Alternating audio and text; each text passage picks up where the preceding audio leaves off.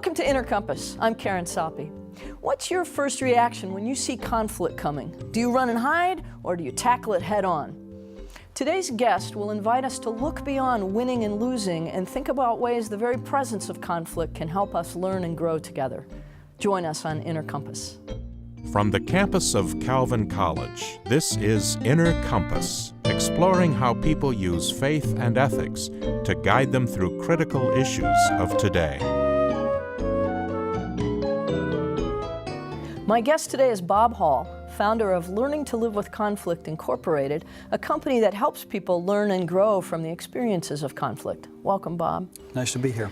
Our culture, like probably most cultures through history, has been fascinated with conflict, even as a form of entertainment, from daytime TV where everybody shouts at each other way back to bullfighting and bear baiting and sports. Why are we so fascinated with conflict? Well, I think it's an experience that everybody can relate to.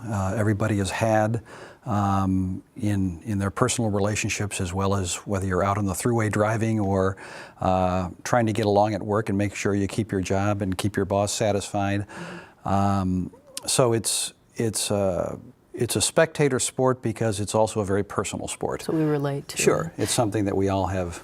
Some people seem really drawn to it. I mean, I think there are people who go out and seek trouble in the form of somebody to fight or somebody to just banter with or argue with, and other people will avoid it at any cost. Is that a matter of just personality? Is it a matter of experience, or what do you think? Well, the sociologist would have one answer for you, and the psychologist another, and the communications folks another. And I think probably they're all right on some level, but I'm sure a lot of it has to do with how we grew up and what behaviors were modeled around us and how we learned to survive. You know, people who grow up in maybe abusive environments maybe learn one way of approaching conflict in a way of trying to stay safe. They may be good accommodators and codependents so that they can remain safe in an explosive environment. Other people learn that the only way to get along is to be bigger, badder, meaner, tougher than the other person in the room. I have a friend who's from a big family and said, you know, the only way you got fed is if you were fast enough at the table. To get the food before it was gone. The plates were put out and the food was there, and if you were fast enough, you got some, and if you didn't, you learned to be faster. Two people can disagree, and for one of them that might be just a fun exchange, and for the other it might be conflict in the deep sense of. Well, sure. Depending on what one person might perceive, there's not much riding on it for them, and they don't feel threatened. They don't feel a specific agenda. Where the other person might be fighting for their lives internally. They see a whole different experience there, so they're going to react differently. So that mismatch sometimes could produce probably some really unnecessary conflict. Sure. And that's where I guess communications is part of what we focus on in trying to understand conflict and what symbols mean something to people. When I first began studying conflict, I had come to the conclusion that either I was missing something or the field was missing something, because it seemed like we'd misnamed the field. The field that I did my degree in was conflict resolution, and to me that seems to misrepresent the work of the field. Because it implies that you eliminate conflict? Well, yeah, it basically says that if you say conflict resolution, that means the purpose of conflict is to resolve it. And what about conflicts that can't be resolved? What about conflicts that can't even be articulated? How do you articulate racism? How do you articulate sexual or child abuse in some way, shape, or form that is coming back to haunt you later on in life? For years in mediation, with a problem-solving orientation to mediation, the question we asked to measure the effectiveness of programs was, how many cases did you have last year? How many resolutions did you get? Okay, that meets our funding threshold. You're funded. You're covered. And not all conflicts can be easily articulated and resolved. There's also a phenomenon that we call ripeness in conflict, which means that you can be the best mediator in the world, but if the parties aren't ready, willing, and/or able to address what's going on, you may not be able to get a resolution. And so, if that's how we're measuring our intervention, does that mean that a mediation session that lasted 3 hours and went over a whole lot of ground and ended up with one party realizing for the first time maybe that they have a really serious substance abuse problem that needs attention, if any of the other conflicts that presented are going to get addressed. And maybe that's all we're able to accomplish in the mediation. According to the problem-solving orientation, that was a failed mediation. But, and I guess to me, it had to do with a deeper level of our perception of what conflict is and what we're supposed to do with it.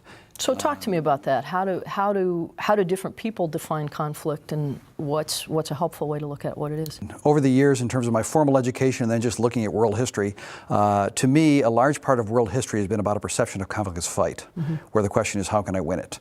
And perception shapes reality. Right. The way you perceive things shapes the things you value, how you utilize resources, how you prepare for conflict, engage in conflict, assess the outcome of conflict. And so with a perception of conflict as fight, if that's the dominating perception in a culture, we value the ability to survive in a fight and to be strong. So we would all interpret wealth and arms as sources of strength. And with a perception of conflict as fight, that makes sense. The question is, how can I win it? Along come nuclear weapons. We all begin to get nervous, and we begin to say, wouldn't it be neat to begin to perceive conflict as problem rather than fight? That's a step in the right direction, because now instead of trying to kill each other off, we're trying to kill the problem off. But the problem there is, if our goal is resolving the conflict, we also, because we have an attachment to control, we want to kill off complexity so that we can get a resolution and feel good. And if the conflict doesn't lend itself to being articulated quickly and easily, resolution might not be possible. So in my work over the years, I looked at these perceptions of conflict. Conflict as fight is, how can I win it? Conflict as problem is, how can I solve it? Conflict as lesson says, what can I learn from it? And the important distinction there is that that's the only perception of conflict that approaches conflict from a point of humility. Winning says, get out of my way, let me show you. Conflict as problem says, how can I solve it? And conflict as lesson says, I don't know, teach me. And it's this third model then that you've focused on. Yes, that's where my work is based, and if we organize society around conflict as fight, we get hierarchical, power-driven organizations where the one with the most power survives the conflict because they can overcome their adversaries. And so there always has to be a loser. Right, and with conflict as problem. Again, there's this notion that if we can kill off complexity and come up with what seems to be a comfortable resolution, but what about the things you kill off in the process? Are there complexities that you maybe can't articulate that have a lot of energy in this conflict that need to be addressed? So in that second model, you might have both parties coming away feeling satisfied that the problem has gone away, but maybe they're ignoring things that are still really on the table? Sure.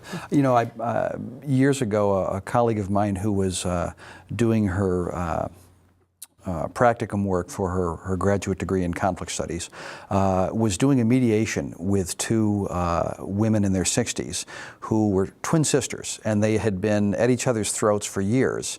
And at one point in the mediation, one of the women slammed her hand down on the table and said, "Honey, I don't know what you think you're doing here, but we've been at it for 60 years, and I don't think anything you're going to say today is going to change that." And she, all of a sudden, it dawned on her that, well, what is it that I think I'm doing here? And she began to realize that, no, I'm not really there to solve their problems. I'm here to provide a safe environment for them to explore what's going on between them. And if in learning from that, some specific issues get resolved, all the better. But that's not the purpose of what I'm here to do. So ultimately then, is the outcome that you're looking for the agree to disagree, or we know each other better and we're still mad at each other, but at least we... Well, no, it's, if we take the control off the table, my need to overcome the other person or even overcome the problem. When you walk into a classroom to learn something, your mind is operating in a very different way than if you figure you know it all already. Right. You're more open. Your vessel's at least half empty so that something else can fill it. Yeah. But a lot of times we're driven by fear, and so we try to hold on to control in some way. But then the conflict is still present. I'm trying to think of an example. I mean, I can imagine situations where we have different tastes in music and we have to decide what we're going to listen to. But I can also imagine situations where we're fighting over who has access to the water supply, and there is a life and death situation. Are there limits to what transformative mediation can do, or is it a step toward resolution? There are certainly limits in our vision of what it can do at this point, which I think is part of the problem. We have basically created an environment in which to experience conflict that is largely unsafe and unforgiving, much like the DC Beltway at rush hour. The primary mission of mediation work was to create safe space for people to experience conflict, so that instead of experiencing it from a siege mentality where through fear we are going to be driven to do all kinds of things, a different place in us is going to be able to come out. And I think this is what Gandhi was all about. Gandhi's notion of nonviolence was that, I call it injecting Armageddon. I can try to force you to change from the outside by holding a gun to your head and saying, tell me you love me. Right. And you'll probably tell me you love me because you want to survive. But I won't have changed. But it's not love that's talking, it's fear. Right. And so what Gandhi's nonviolence was about is creating safe space for people at some point to see themselves in the mirror, and maybe, if they're honest with themselves, to come to the conclusion that they all of a sudden don't like what they see. In order to be able to live with myself, something in here has to change. I see. Having nothing to do with what's going on So out that's there. where the transformation takes place, is that ultimately maybe you see that a source of conflict is something in me that doesn't have to be the way it is? Sure. And the tricky part about that is we have to give up control, because the best mediator in the world can't force you to see that. But I can give up control if I feel safe, if I feel I'm not going to lose an essential part of myself. Yeah, and you know, it occurs to me that, you know, the United States of America, probably the richest nation in human history in the world. We have running water that's drinkable. Most of us have food, clothing, and shelter. We have an education system that, if we fund it, will educate the world. Entertainment, technology, a limitless supply of resources, and yet we also have more people in prison than I think any other nation in the world at this point. We have among the highest rates of homicide, suicide, and addiction of any nation in the developed world. So we have all the infrastructure for safety, but we're not safe. Sure. And you know, as I was looking at those facts, you know, a number of years ago, a mentor of mine gave a class that I was fortunate enough to have sat in on his 60th birthday. And he was a psychologist, and he came to class that day and said, you know, I've done some research to look at what's been going on in the 60 years that I've been on the planet, and it turns out that human beings in my lifetime have used more than half of the world's non-renewable resources. And he went on to say that that means that every generation before me, combined with every generation that comes after me, will use less than we used in this one 60-year period. And he said what really boggled my mind was when I looked at what we'd use these resources on. You'd think we'd have a paradise with where we've used our resources. But he said the lion's share of the budgets of the nations of the world has been spent on defense. And you know, then he went to remember Star Wars and Darth Vader and his planet-sized Death Star, and he said essentially that's not science fiction, that's science fact. Human beings have used most of the world's natural and human resources to build a planet-sized Death Star. And you may have heard Einstein's famous quote, with the splitting of the atom, everything is changed except our mode of thinking, and thus we drift toward unparalleled catastrophe. I think he was talking about our perception of conflict. When the perception of conflict shifts, the way we utilize resources shifts, the things we see as important shift. Right. And the way we prepare for conflict, engage in conflict, and assess the outcome of conflict all change. The world, we experience a completely different world. Let's come back then to a personal level. I mean, I'm imagining that maybe you'll sit down with a small group of people or even two people, and what are the ground rules then for this kind of mediation? What has to happen? Well, I think one of the things that Robert Baruch Bush and Joe Folger, who were the two authors of the book, The Promise of Mediation, that book, which came out I think in '94, really articulated the core principles of what transformative mediation was about. And they focused on two elements, one being empowerment and the other being recognition. Many of us, when we get into a fear, siege mentality in conflict, we kind of circle the wagons. Our thinking becomes very circular and closed, and we become less able to see the other because we're caught up in the self.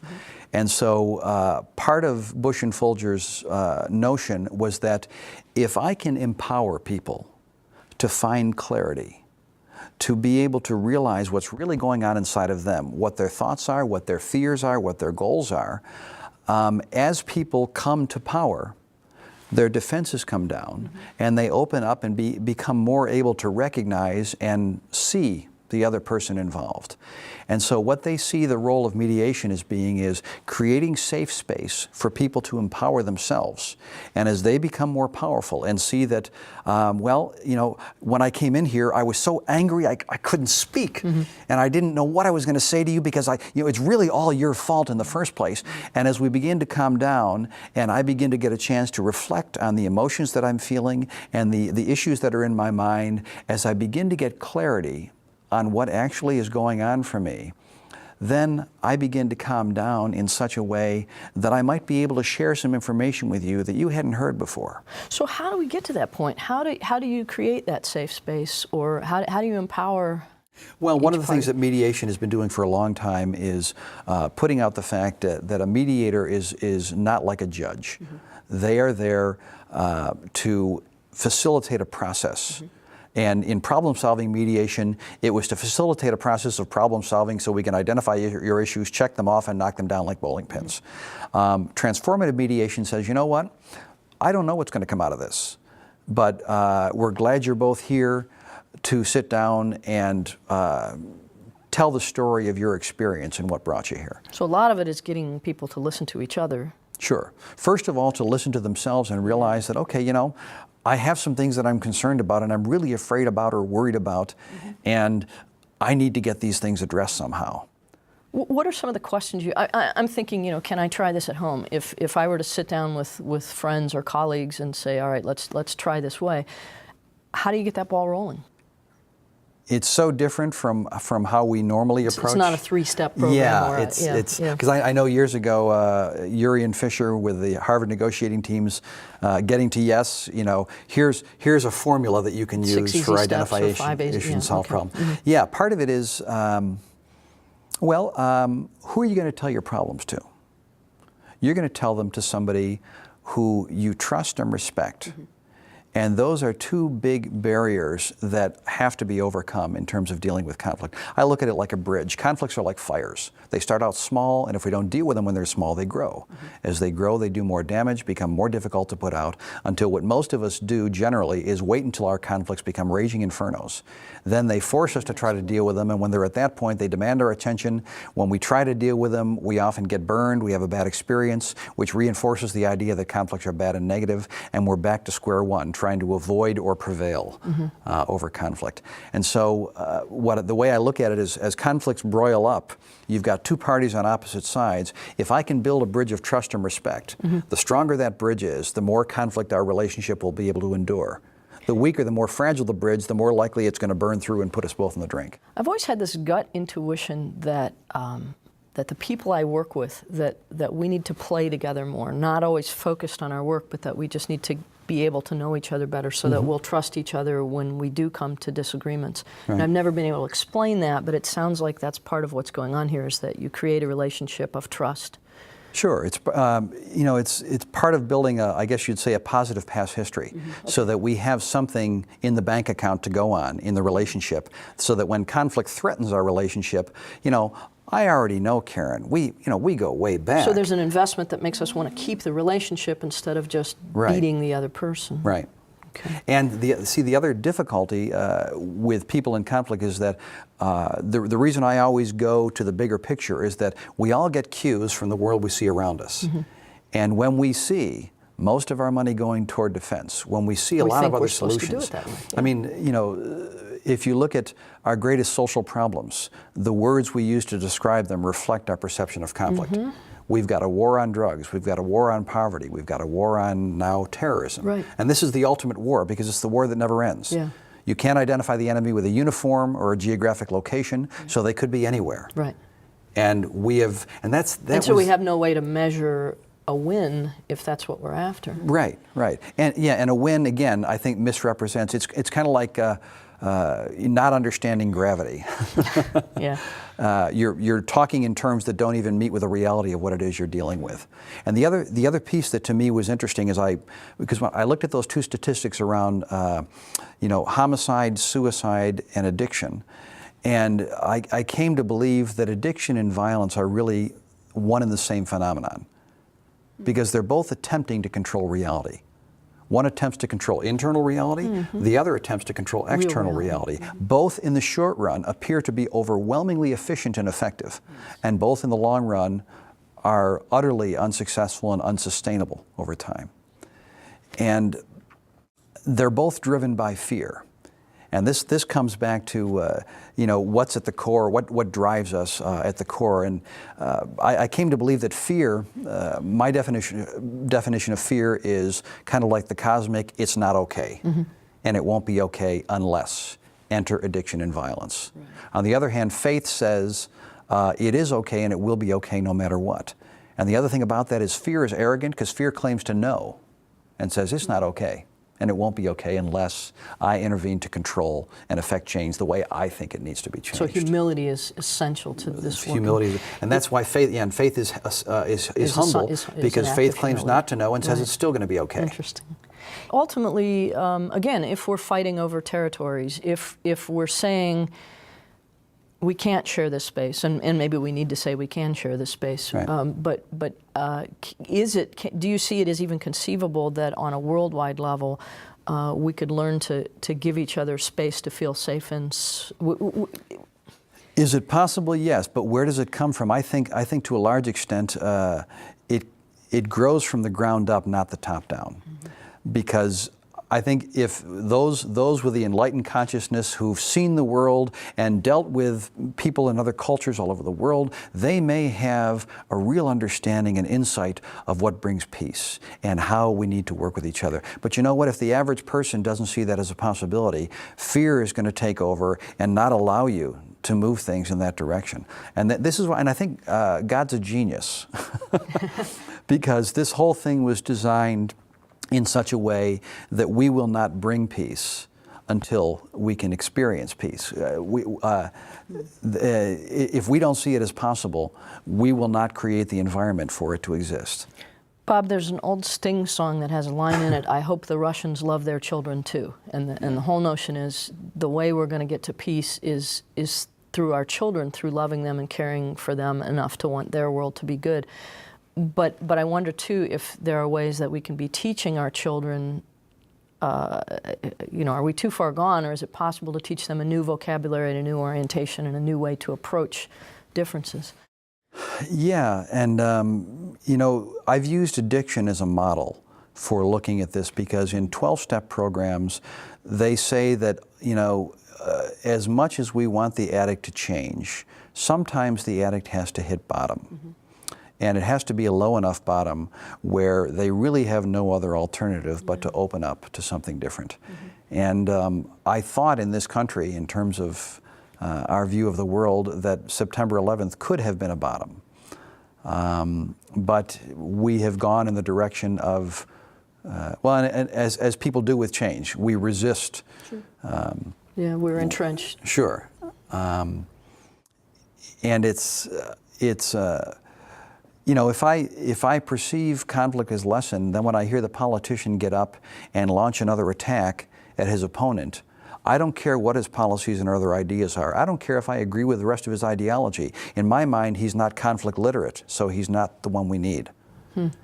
And so I use a lens of what I call conflict literacy to look at the people out there who are going to lead us and to say, are they conflict literate in a way that's going to move us in a direction that when they approach conflict, do they see a lesson, a fight, or a problem? And when I see someone who sees lesson, here's someone who understands the physics of the physical universe, and they're dealing in reality, not in fear-based.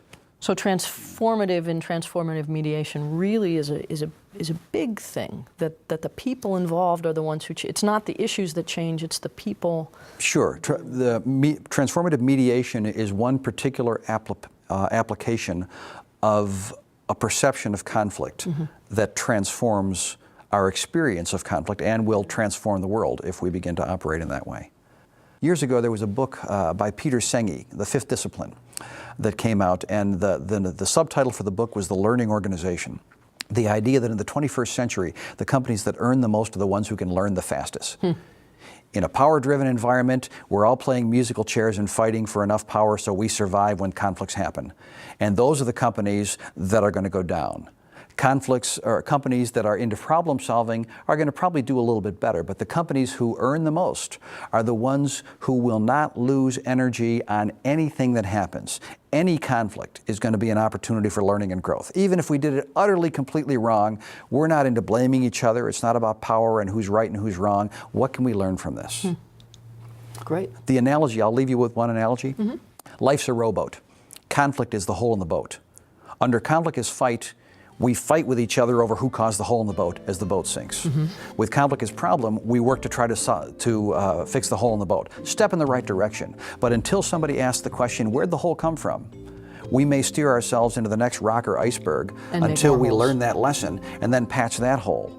So solving problems is great, but if you don't learn and grow from it, you repeat the same ones and other ones come along and soon you're overwhelmed. So it's a shift in perception that we're after. Thank you very much. My guest today has been Bob Hall, founder of Learning to Live with Conflict Incorporated, a company that helps people learn and grow from the experiences of conflict. I'm Karen Saupe. Thank you for watching Inner Compass.